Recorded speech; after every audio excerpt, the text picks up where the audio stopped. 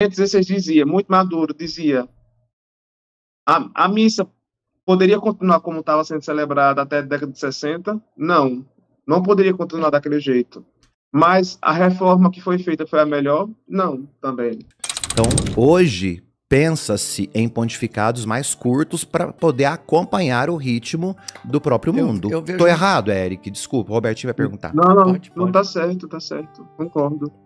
Eu vejo um problema maior até do que, às vezes, o quanto estão aceleradas as mudanças, que é a globalização. Porque antigamente sempre existiram vários povos, mas você chegava e punha algumas ideias em alguns lugares, elas eram aceitas. Isso. Hoje elas são globalizadas, então não é que muda muito rápido, as ideias se misturam muito frequentemente. Isso. Então é muito difícil se agradar a todo mundo. E dentro da igreja não é diferente, né? O Eric vai poder dizer isso junto comigo. Por exemplo, quando a ala conservadora da igreja, que eu não sei nem se pode se chamar isso de ala conservadora hoje em dia, que parece que está todo mundo desorientado, mas existe um povo que fala a missa de sempre, né? Acho que é o termo mais estúpido que pode se ter a respeito da liturgia da missa. Porque a liturgia da missa foi unificada a partir do Concílio de Trento. Foi unificado, porque até então os ritos eles eram independentes. Eles tinham um corpo único, que é a liturgia da palavra e a liturgia eucarística, porém, dentro das dioceses, os bispos, sobretudo os patriarcas, as grandes dioceses, tinham uma flexibilidade de adaptar o rito para a realidade diocesana.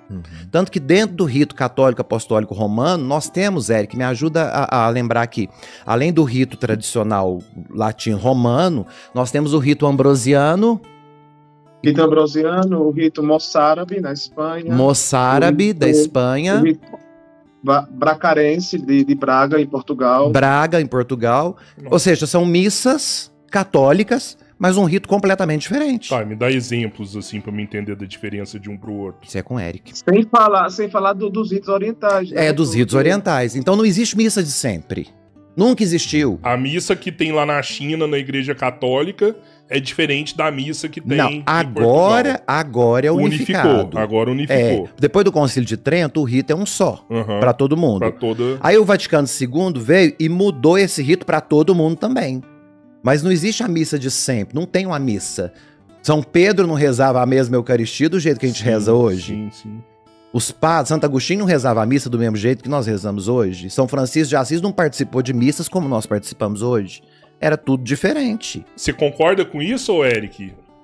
Sim, eu falo assim, concorda assim. Não é concordar, isso é história. Não. Eu tô falando concordar. Não é isso não, pá. Foca aqui. Não é isso não, pá.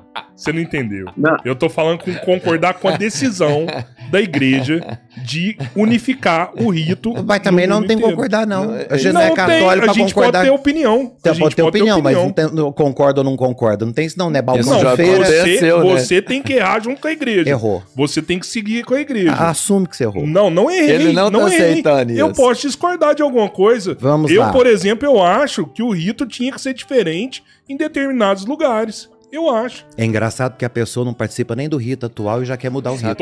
Tô indo. Não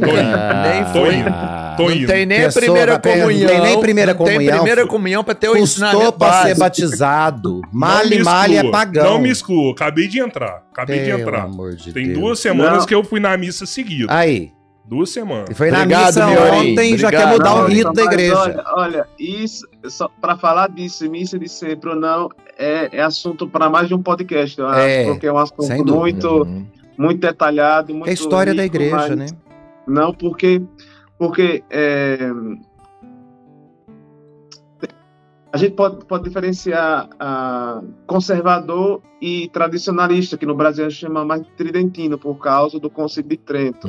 Então, o conservador é um de centro, digamos assim, de centro-direita, e o tradicionalista é mais enraizado nas suas convicções. Ou seja... E nisso, para defender o seu valor da missa em latim, que é a missa quando o padre está de costas para a Assembleia, para o povo, para usar um termo, para ser muito pedagógico. O rito é todo em latim, tem todo uma outra forma de celebrar, mas o foco é a consagração da Eucaristia.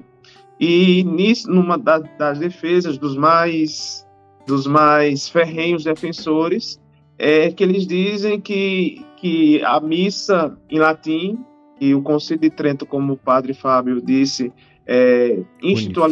oficializou, a missa tridentina já era celebrada nos primeiros séculos, tal como e qual no século XVI. Mas não é.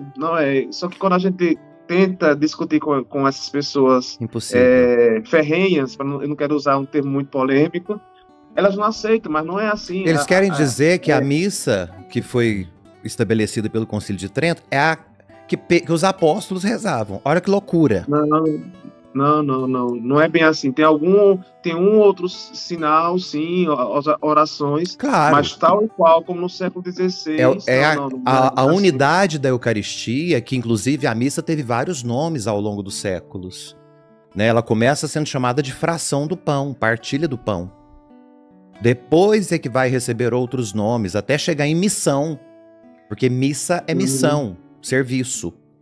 Então, até se construir tudo isso, o rito básico, o alicerce da missa era o quê? O rito judaico, que é o rito da sinagoga, que são as leituras que os judeus fazem antes da ceia. Por isso nós temos 2 ritos unificados na missa. E isso é a base da missa, sempre foi, desde os apóstolos, desde Jesus Cristo na última ceia. Sim. Primeiro, a partilha da palavra, depois a partilha do pão e do vinho. Jesus consagra o pão e o vinho. Meu corpo e meu sangue, fazei isso em memória de mim. A partir daí, manteve essa estrutura judaica. Sinagoga, templo, sacrifício. Sinagoga, leituras, a palavra. Templo, o sacrifício do cordeiro. E assim permaneceu. No século XVI é que Trento ritualizou e engessou de maneira muito didática para que as pessoas compreendessem os sinais que estavam sendo celebrados, para que a catequese fosse efetiva também nos gestos. Mas não dizer que... Por que o Concílio de Trento fez isso? Porque em plena Reforma Protestante, os protestantes, principalmente os extremistas, negavam várias coisas. Por exemplo, o sacerdote não precisava ter um homem ordenado para presidir a missa, para celebrar a missa. O corpo e o sangue de Jesus não estavam na hóstia e no vinho consagrados, várias coisas, né? O papado não existe. Então, o Concílio de Trento determinou várias coisas, né? A inspiração divina de todos os livros da Bíblia, o catecismo, os padres, as pessoas... para ser ordenado padre, uma pessoa tinha que estudar filosofia, teologia. E outra coisa foi que o Concílio de Trento espalhou para toda a igreja. Naquela época era mais o Ocidente, né? A China sempre foi um lugar muito difícil para se entrar. Tentaram, mas não conseguiram tanto. Principalmente para o Ocidente, disse, olha, no lugar onde não tem um rito com mais de 200 anos, vai ser o rito romano. Ou seja, vocês vão pegar o livro litúrgico que é usado em Roma, na Cúria Romana pelo Papa, e vocês vão usar até no Brasil. Assim, os colonizadores... Isso. Com os evangelizadores, levaram o missal romano também para o Brasil, para os Estados Unidos, para a Índia, para a Austrália. Então, uniformizou o rito pela primeira vez na história da igreja universalmente, para não correr o risco. Por quê? Porque se um rito tivesse menos de 200 anos, a igreja tinha medo de estar contaminado com heresias, porque... E estava, né? Estava.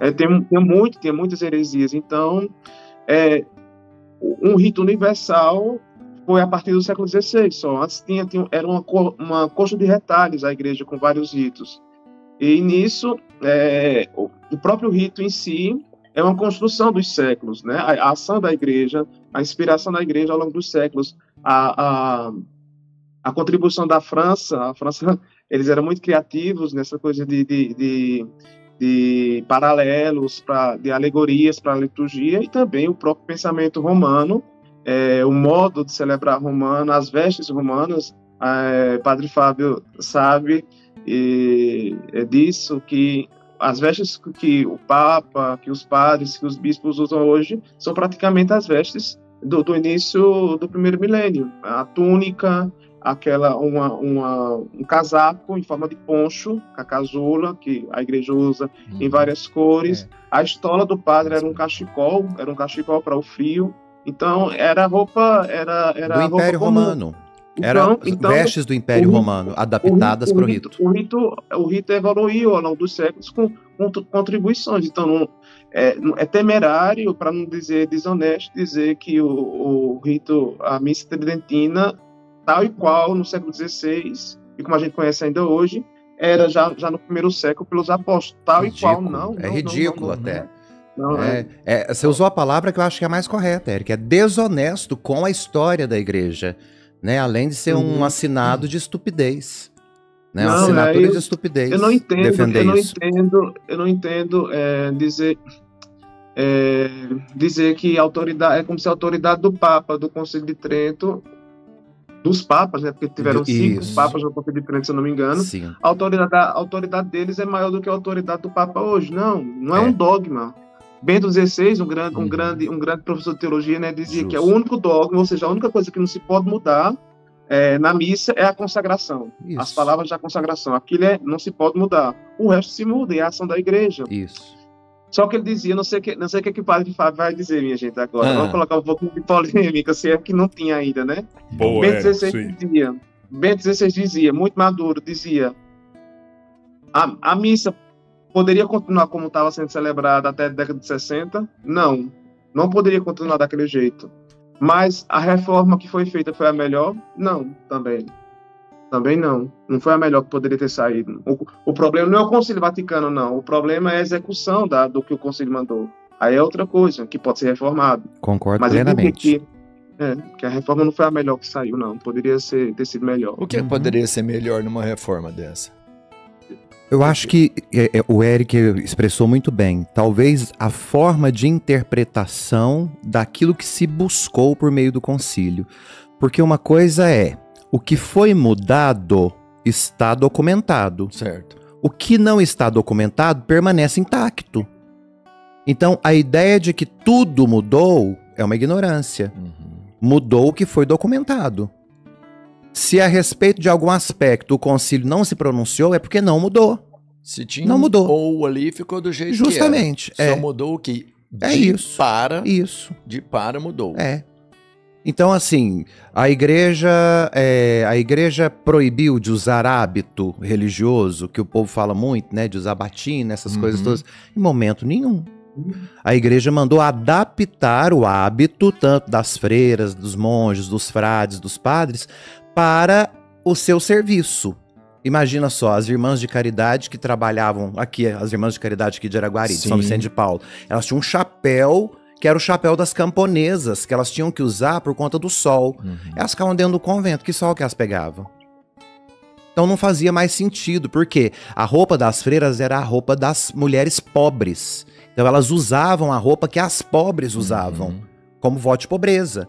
Então não fazia sentido usar um chapéu de lenço na cabeça dentro de um convento. Então vai se trocar, vai colocar o véu, tampar a cabeça de uma outra forma. Então são as adaptações que foram feitas. Só que na interpretação, em alguns lugares, é que se aboliu tudo isso. Né? Aquilo que não foi escrito pelo concílio permanece como determinado anteriormente. Deus criou o céu e a terra. E eis que a terra estava sem forma, ou seja, caótica. Porque tudo que não possui forma, tudo que não possui ordem, tudo que não possui unicidade, está no caos, é caótico. Então, no princípio, Deus criou a terra. E eis que a terra não tinha forma, estava caótica. E agora vai surgir uma segunda pessoa, um segundo elemento, um segundo sujeito. E o Espírito de Deus pairava sobre as águas. A água, que na linguagem bíblica significa elemento de transmutação, mudança. Daí o batismo. Passar pelas águas. Atravessar as águas, romper o rio, romper o mar vermelho, romper as águas da vida. E se elas quiserem te sufocar, segura na mão de Deus e vai. Porque a água da vida não mais é do que o excesso de ego. Por que Pedro afunda quando está saindo do barco? Porque ele começa a olhar para si mesmo. Porque ele olha para ele. Mas quem chamou Pedro? Foi Jesus. Manda que eu vá ao teu encontro. E Jesus fala, vem. Quem chamou foi a voz de Jesus. Fixos. Enquanto ele olhou para Jesus, ele andou sobre a água. Quando ele olhou para si mesmo, ele teve medo. Por quê? Olhou para o ego. O chamado é de Deus, não é nosso. A resposta é nossa. Eu escolho se eu olho para Deus ou se eu afundo.